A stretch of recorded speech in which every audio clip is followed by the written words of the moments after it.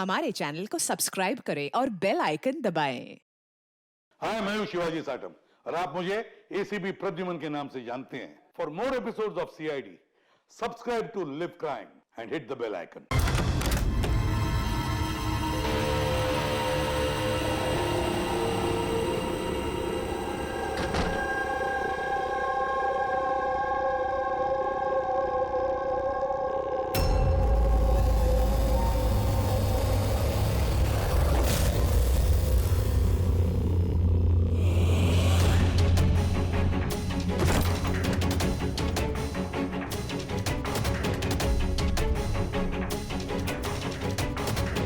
बकुल से आज बात करनी पड़ेगी, चाहे कुछ भी हो। बकुल से बात करनी ही पड़ेगी।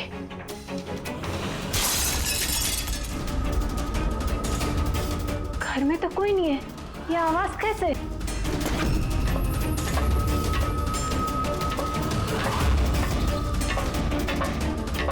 कीर्ति, बकुल, तो कुछ बोलता क्यों नहीं है? कीर्ति, भैया, कीर्ति,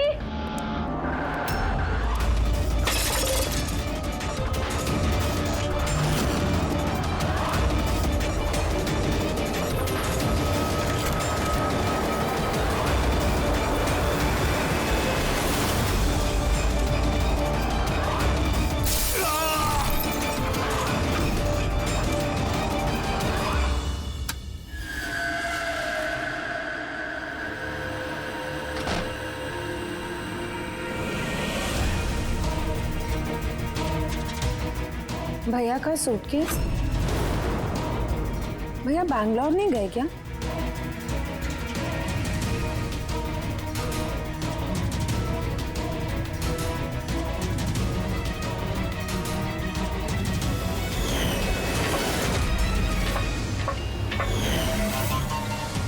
भाभी भी वापस आ गई।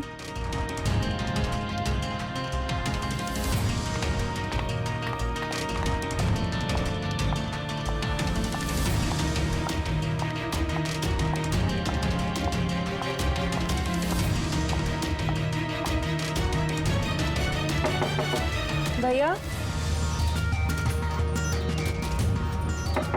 बकुल भैया, भैया आप बैंगलोर नहीं गए क्या? भाभी,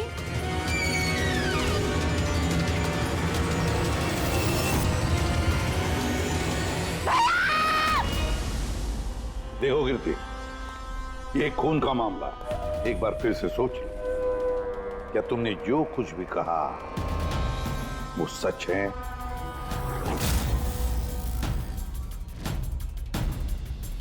सर, हमें नहीं लगता है कि ये बात सच है। आपके लगने या ना लगने से कोई फर्क नहीं पड़ता। जब आपसे कुछ पूछा जाएगा तभी बोलना। हो सकता है ये सच बोल रही हो, क्या पता।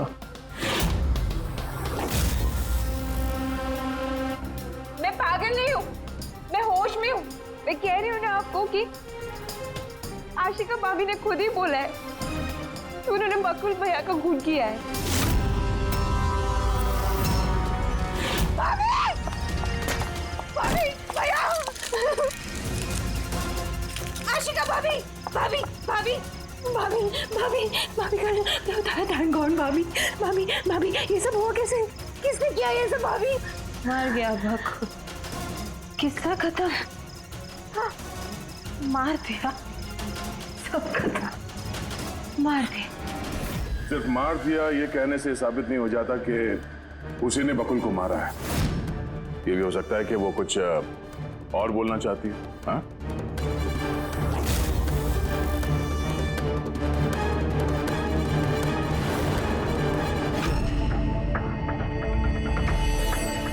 एक बात बताओ, जब बकुल का खून हुआ उस वक्त तुम सब लोग कहां पर थे?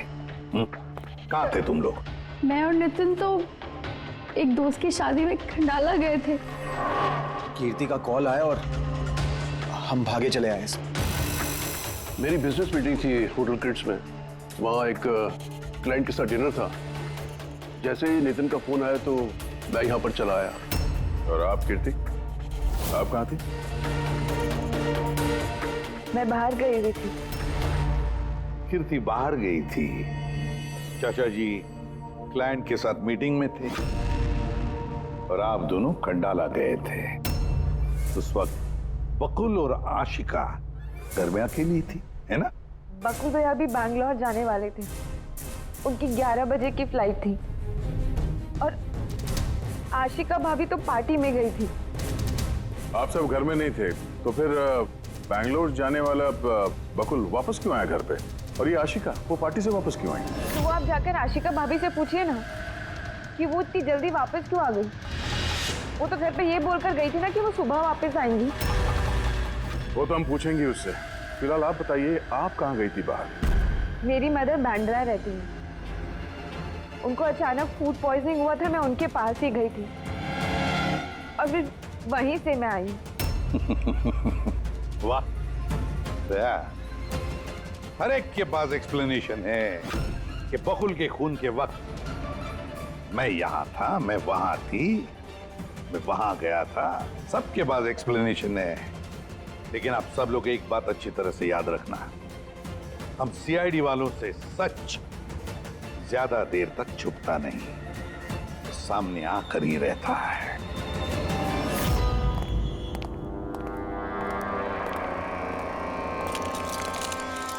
हाँ जी, पूरी बॉडी में कांच के टुकड़े घुसे हुए थे। सर लुमिनॉल टेस्ट भी किया सर। यहाँ पे जो खून है इसके अलावा कहीं भी खून नहीं है। एक काम करो, घर की अच्छी तरह से तलाशी लो, देखो कोई ना कोई सबूत जरूर मिलेगा, है ना?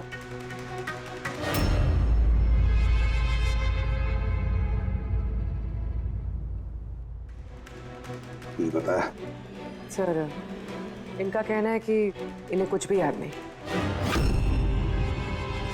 कुछ भी याद नहीं? आशिका,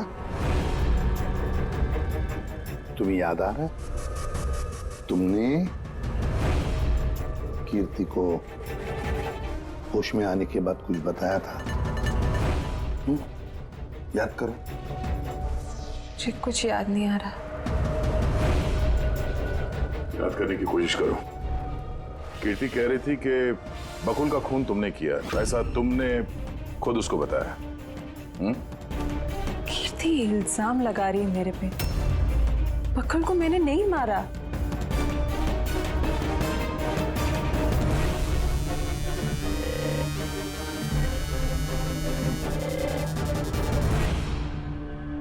सर, कहीं ये याददाश्त जाने की एक्टिंग तो नहीं कर रही है? हो सकता है, क्योंकि बकुल यहाँ कमरे में खून से लथपथ पड़ा है और इसके सर पे थोड़ा सा निशान है, बस। बेहोश हुई कैसे? वही तो, इससे सच उगलवाना पड़ेगा। कैसे उगलवाएंगे सर?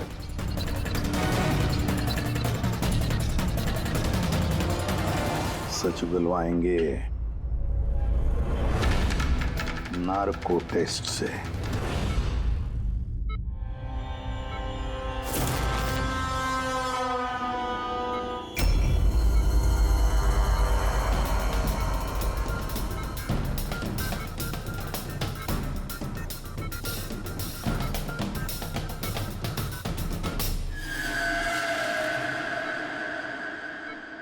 अप्रैल की रात को जब आप पार्टी से घर लौटी तो क्या हुआ था? मैं घर में घुसी, बकुल चिल्ला रहा है। फिर क्या हुआ? फिर मैं रूम में गई देखने के लिए। क्या देखा आपने? मैंने देखा कि जैसे ही मैं अंदर गई तो मैंने देखा बकुल वहाँ पे है। उसकी पीठ से खून निकल रहा था। मैंने वहीं पर एक लड़की की लाश पड़ी हुई देखी। मुझे गुस्सा आया और मैंने वहां पड़ा एक कांच को उठाया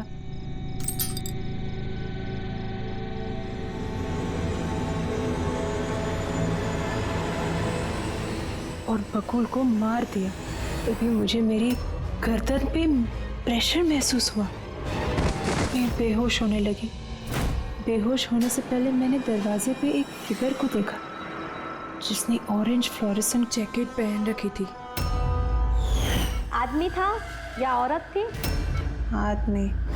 ओके, फिर क्या किया उसने?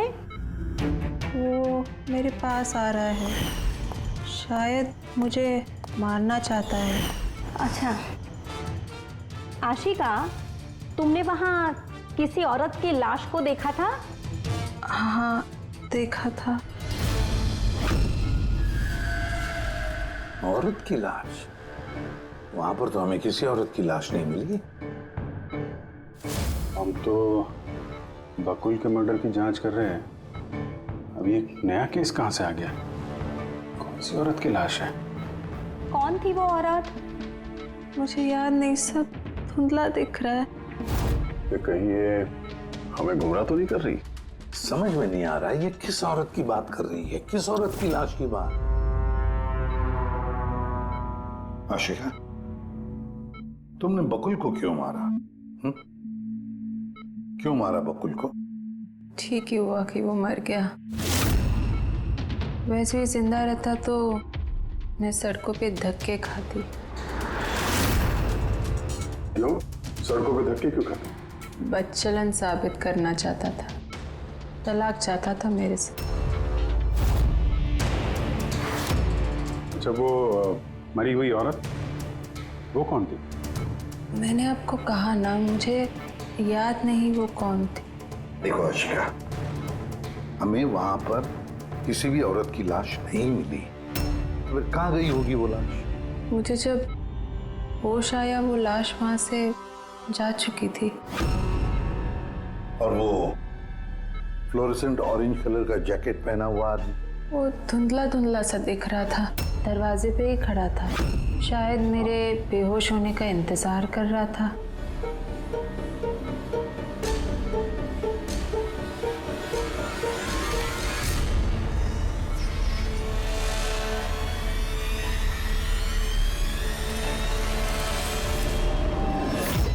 अभी तो आशिका वही बोल रही है जो उसे अच्छा लगता है, मगर टेस्ट में उसने सब कुछ सच सच बोला है। Thank you sir. अगर इसने नार्को टेस्ट में सच बोला है तो हमें उस मरी हुई औरत के बारे में पता करना पड़ेगा। लगता है क्राइम सीन पर दोबारा जाना पड़ेगा। अच्छी तरह से फिर से चेक करते हैं, कोई ना कोई सबूत तो मिलेगा ही मिलेगा। सर ये मशीन कोई स्पेशल मशीन है? ये मशीन छोटे से छोटा सबूत ढूंढने में भी सक्षम है, जैसे कि माइक्रोब्स जो अक्सर धूल में मिल जाते हैं। और ये जो मशीन है ना, ये इस कमरे में छोटा से छोटा जो डस्ट पार्टिकल होगा ना, छोटे से छोटा, उससे उस जैकेट वाले आदमी का पता बता देगी जो इस कमरे में मौजूद था। बहुत बढ़िया।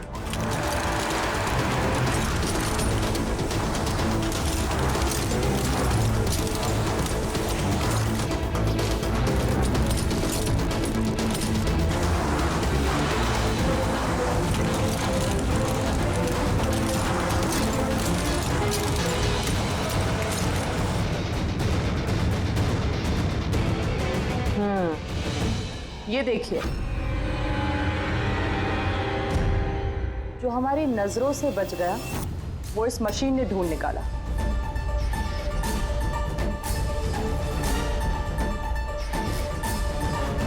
ये तो कोई नाखून लगता है। वो भी नेल पेंट लगा हुआ, डेफिनेटली कोई औरत का है। मगर सर यहाँ कैसे? शायद भागा दौड़ी हाथापाई में किसी चीज से ठोकर लगी होगी और नाखून यहाँ पे रह गया। घर वालों का पता करो, इनमें से तो किसी का नहीं।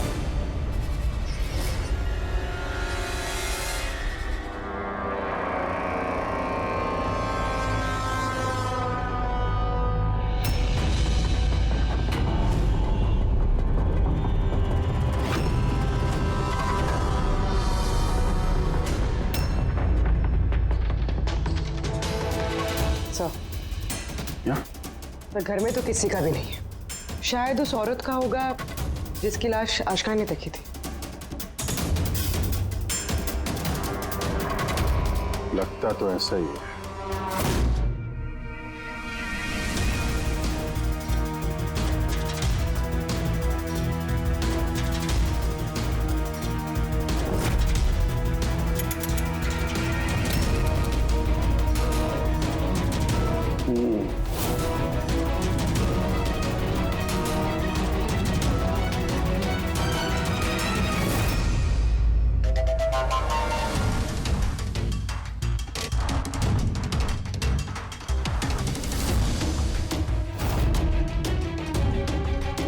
ये बात है तारिका। राइट। क्या पता चला इस नाखून का किसका है ये? सर, नाखून का डीएनए किसी भी फैमिली मेंबर से मैच नहीं हुआ। लेकिन एक बात पता चली बस, ये नाखून जिस किसी का भी है वो एक औरत है और उसकी उम्र 20 से 25 साल है। 20 से 25 साल की औरत। और एक बात, हाँ,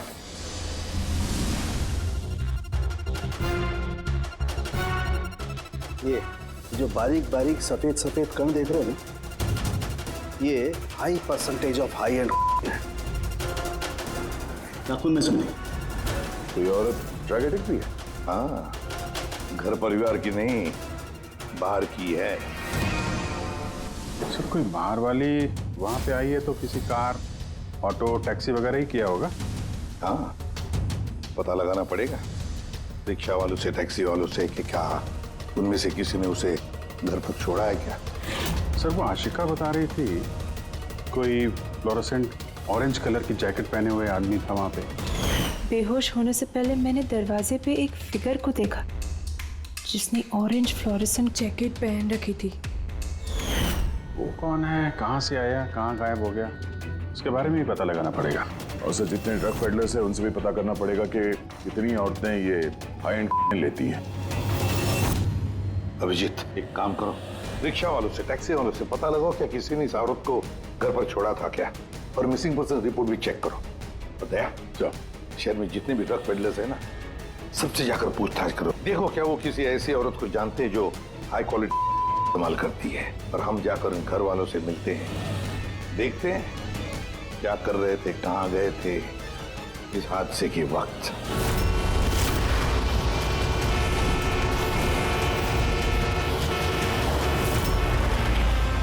तुम्हारी एसोसिएशन से पता चला है कि 10 तारीख को यानी परसों रात में तुमने शांति निवास बंगलों में किसी लड़की को छोड़ा था। हाँ सर, छोड़ा था।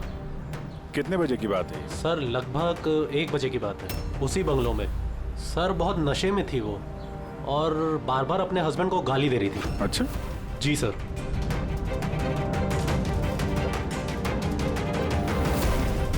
ये लड़की थी वो? हाँ सर, यही थी वो। वहाँ बंगलों के आसपास कुछ गड़बड़ लगी क्या? नहीं सर, गड़बड़ तो कुछ नहीं लगी, सब कुछ नॉर्मली था। और एक कार खड़ी थी, एक बाइक, और सर एक गार्बेज वैन भी था। Garbage van? जी sir. Sir sir sir sir sir sir मैं भी एक लड़की को परसों शांति निवास बंगलों के बाजू में छोड़ा था। कितने बजे? सर यही कोई 12:30 बजे के आसपास। और तुमने 1 बजे छोड़ा था? जी सर। ये लड़की थी वो? नहीं नहीं सर, ये लड़की नहीं थी। तो इसको तुमने 1 बजे छोड़ा और 12:30 बजे जिस लड़की को छोड़ा था उसको दोबारा देखोगे तो पहचान जाओगे? एकदम सर, बरोबर पहचान लेगा। गुड। सुनो, तुम लोगों से जो भी सवाल पूछा जाएगा उसका सही सही जवाब चाहिए। जरा सा भी झूठ बोला ना तो बड़ी मुसीबत खड़ी हो जाएगी, समझे? सर झूठ बोल के जान आफत में नहीं डालनी है हमें। तो फिर बताओ, जिस दिन बकुल का खून हुआ उस दिन क्या चेतन तुम्हारे होटल में था? जी सर, वो होटल में थे और उन्होंने सारा समय क्लाइंट के साथ बिताया। उन्होंने क्लाइंट के साथ डिनर भी किया। अच्छा, तो ठीक है, क्लाइंट के सारे डिटेल्स चाहिए हमें, और उस दिन का सीसीटीवी फुटेज भी। शीना, कीर्ति की माँ को फूड पॉइजनिंग क्यों हुई? खाने में क्या मिलाया था? मैंने तो कुछ भी नहीं मिलाया था। आंटी थी तो बाहर गई हुई थी। जब वो वापस लौट के आई, उनकी तबीयत खराब थी। सर नितिन और सिया दोनों सारा दिन शादी में ही थे। पूछे भी नहीं बता रहे, रट्टा मार के आए हो क्या? नहीं मैम, जो सच्चाई है वही बता रहा हूँ। 11 बजे फंक्शन बंद करा दिया था हमने। उसके बाद में नितिन और सिया वो लोग कहाँ गए? फिर वो दोनों अपने रूम में चले गए सर।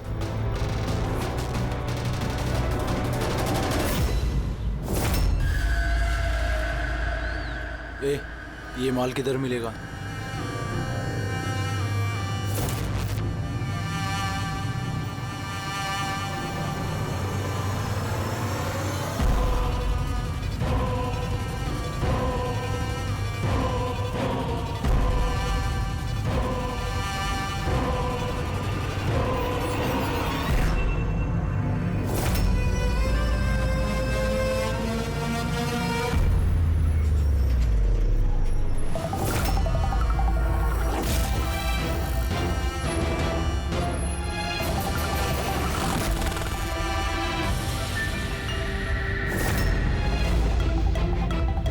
माल चाहिए।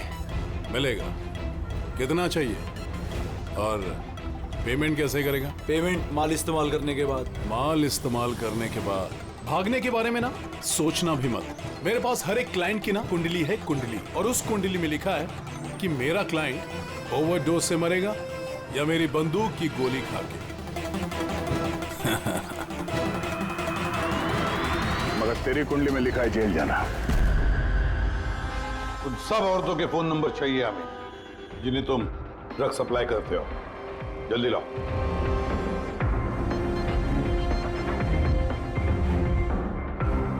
पूर्वी, देखो जरा कॉल करके देखो इन सारे नंबर्स पर। देखो कोई गायब तो नहीं है।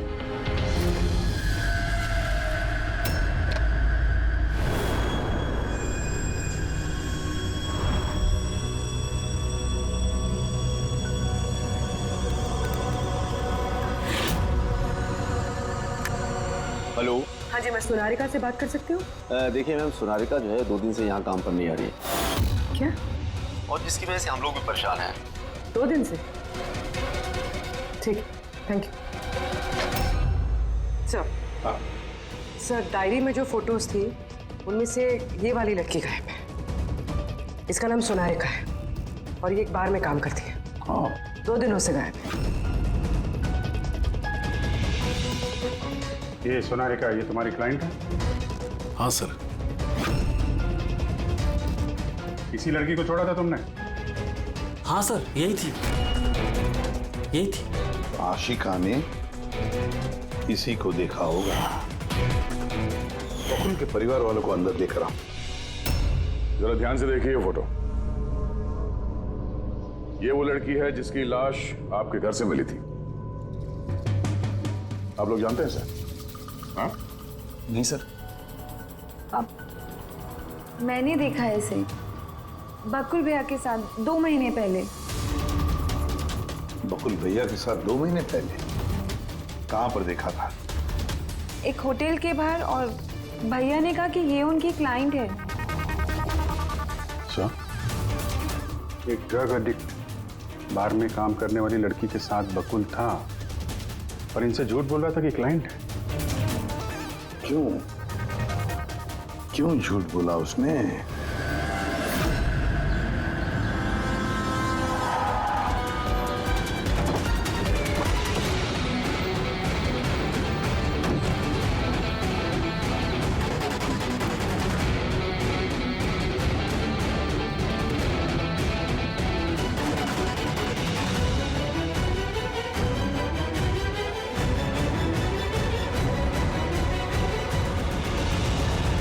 ये सोनालिका यहीं पे काम करती थी ना?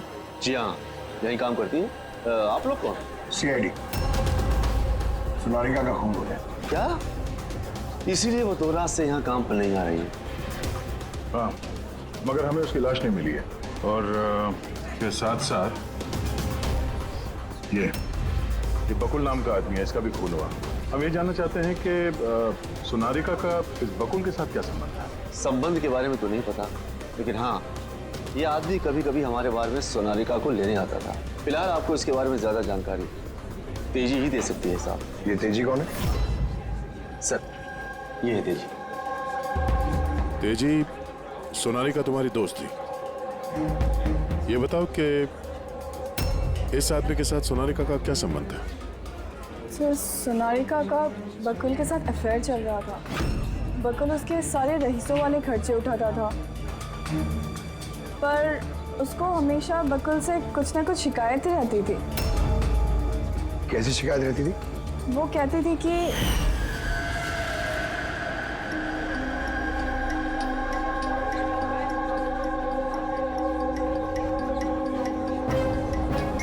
सोनालिका, क्या हुआ? मैं बकुल के साथ ना अब ये रिश्ता और नहीं रख पाऊंगी। क्यों, क्या हुआ?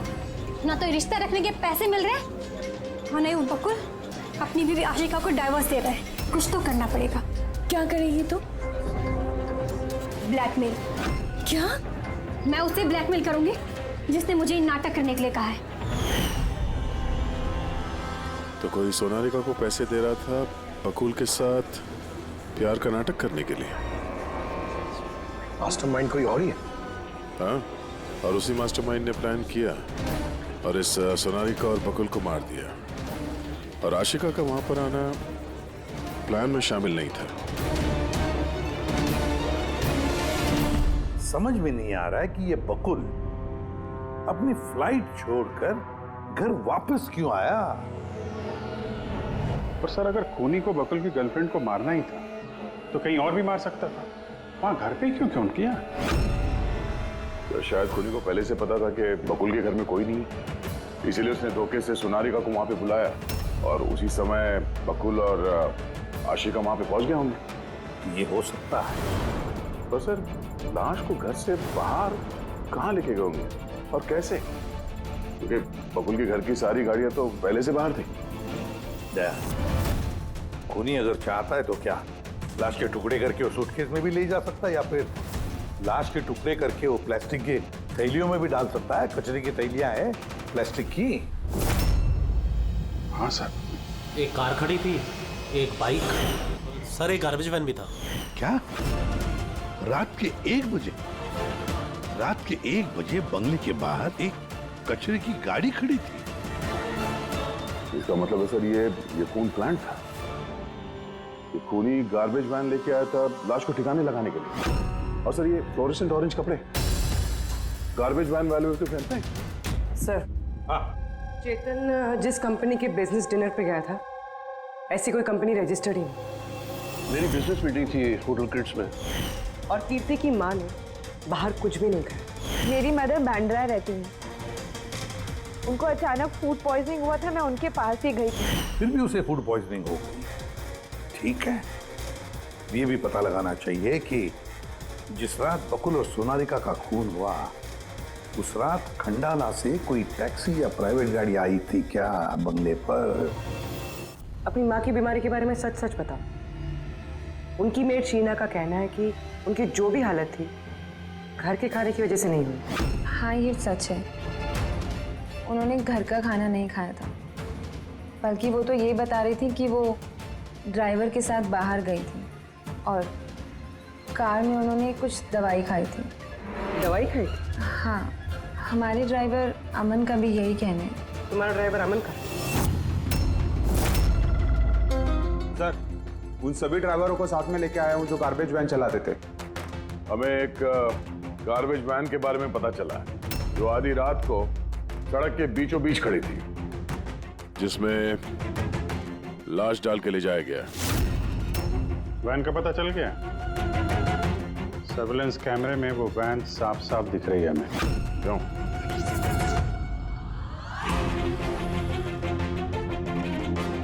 तुम हो ना उस वैन के ड्राइवर? नहीं सर, मुझे कुछ नहीं पता। मेरा भाई लेकर गया था सर उस वैन को। अब वो उसे कहाँ लेकर गया था और क्यों लेकर गया था मुझे कुछ नहीं बताया सर उसने। फोन लगा उसको? जी सर।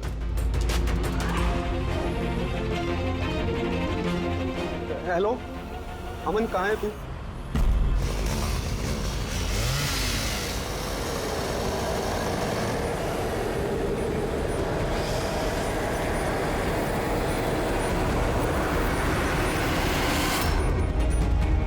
क्या भाई, कैसा है?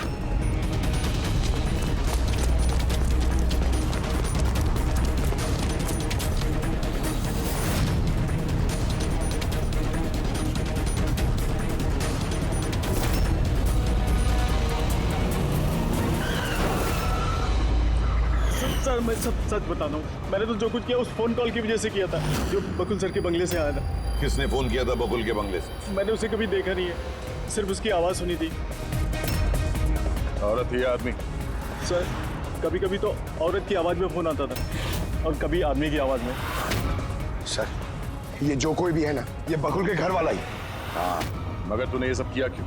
कोई फोन पे कुछ भी बोल देगा तू कर देगा? हाँ? सर मुझे लालच दिया गया था सर कि मेरे 5 लाख के कर्जे को चुका दिया जाएगा अगर मैंने उनकी बात मानी तो। सर मैं लालच में आ गया था, मगर मैंने कोई खून नहीं किया सर, मैंने तो सिर्फ लाश को टिकाने लगाया था सर। लाश कहाँ?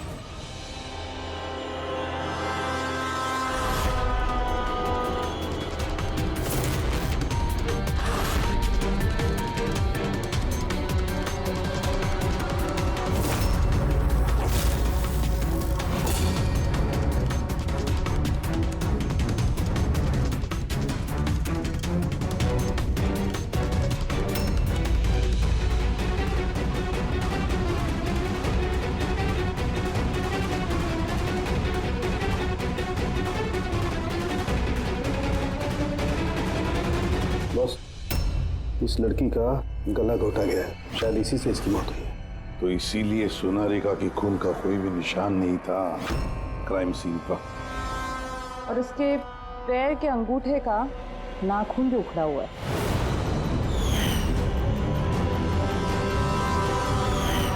और सर ये क्या है, ये पीला पीला पार्टिकल? यही तो इस केस की सबसे अहम कड़ी है। चलिए खड़े हो जाइए सर,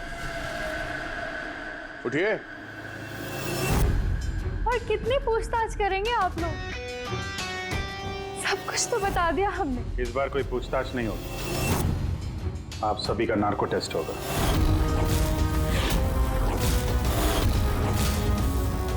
नार्को टेस्ट क्यों पर? क्योंकि आप में से कोई है जो सच नहीं बोल रहा है।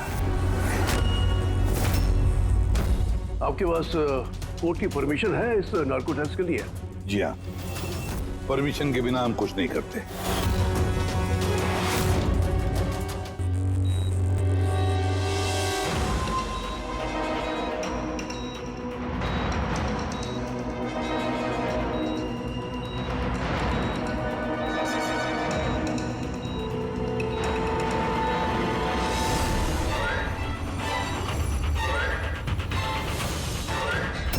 नींद आ रही है? जो मैं आपको बोलूंगी उसका सही सही उत्तर दीजिएगा, ठीक है? सोनारिका को जानती हो? हाँ। बकुल का अफेयर था सोनारिका के साथ, ये भी जानती है आप? हाँ, मुझे दोनों पे शक था। क्या आशिका ने सोनारिका का खून किया है? आशिका जानती नहीं थी सोनारिका को, तो खून कैसे करेगी? अभी आपको नींद आ रही है?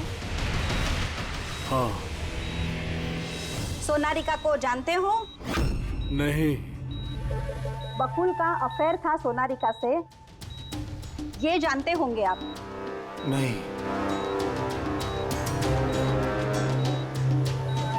क्या आशिका ने सोनारिका का खून किया है?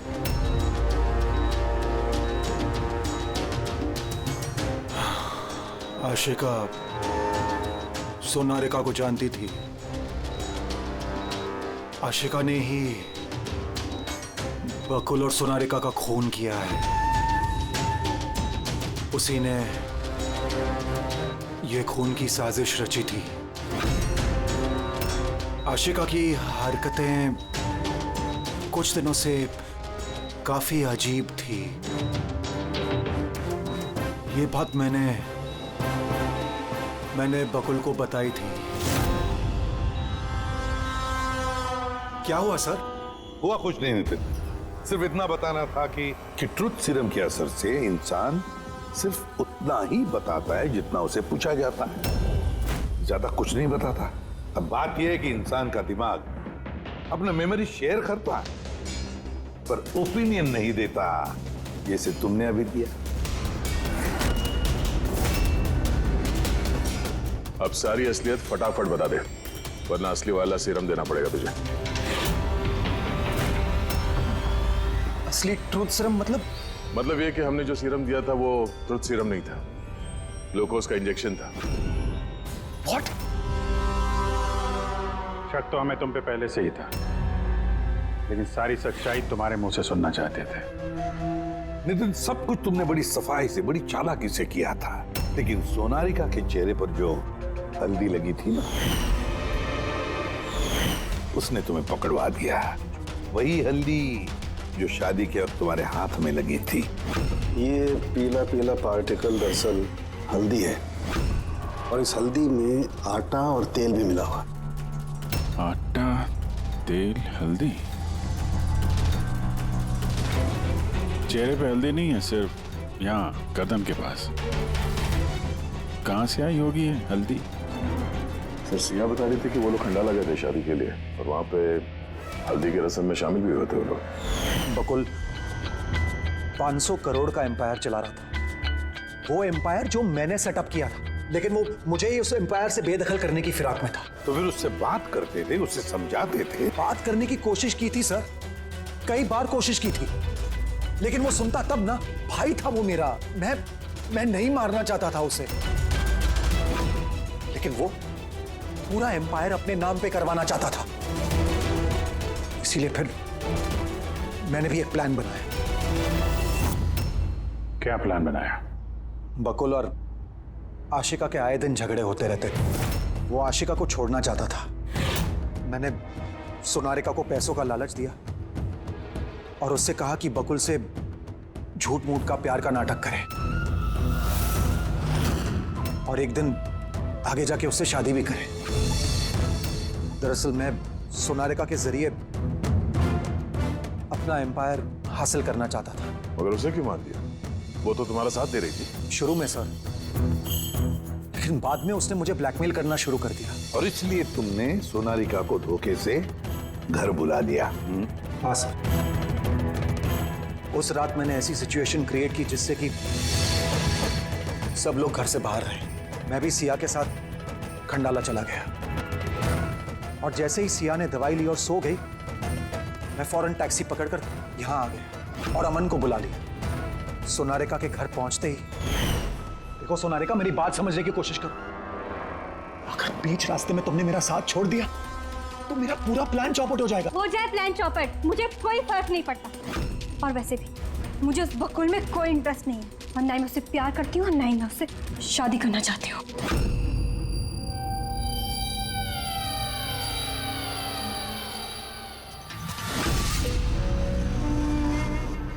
देखो, अगर तुमने मेरा साथ नहीं दिया तो बहुत पछताओगी, बता रहा हूं मैं। धमकी दे रहे हो तुम मुझे? धमकी दे रहे हो तुम मुझे? हाँ? ऐसा ही समझ लो।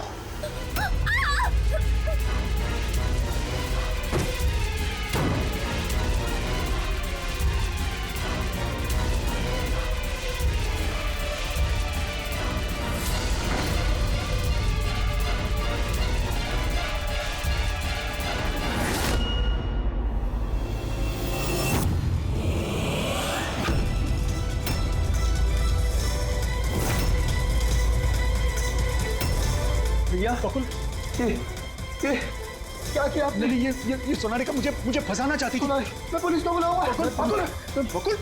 बकुल!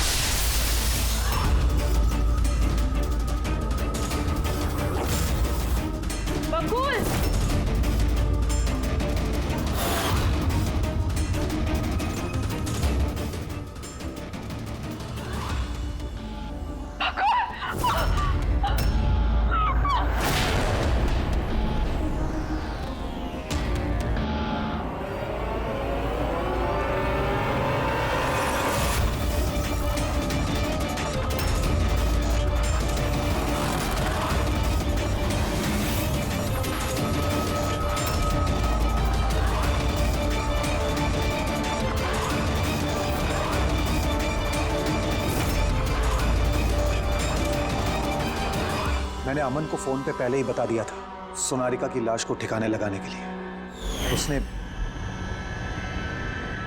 बिल्कुल वैसा ही किया। पैसों की लालच ने तुम्हें इतना अंधा बना दिया कि तुम अपना सगा रिश्ता भी भूल गए, अपने भाई की जान ले ली, और तो और अपनी साथी सोनारिका को भी मार डाला। कानून तुम्हें कभी माफ नहीं करेगा। कड़ी से कड़ी सजा होगी, शायद फांसी। For more updates, subscribe to our channel, click the show links and enjoy watching the videos.